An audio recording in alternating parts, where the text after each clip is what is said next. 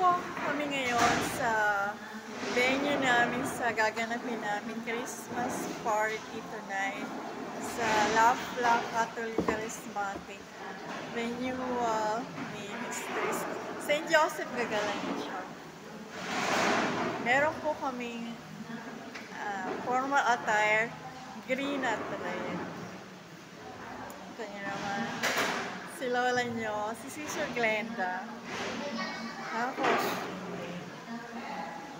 good evening to everybody, to my friends out there sa Lafla, members sa main oratory. Tonight is the night of St. Joseph de Gagalangin chapter. Lafla ang aming Christmas party. See you again.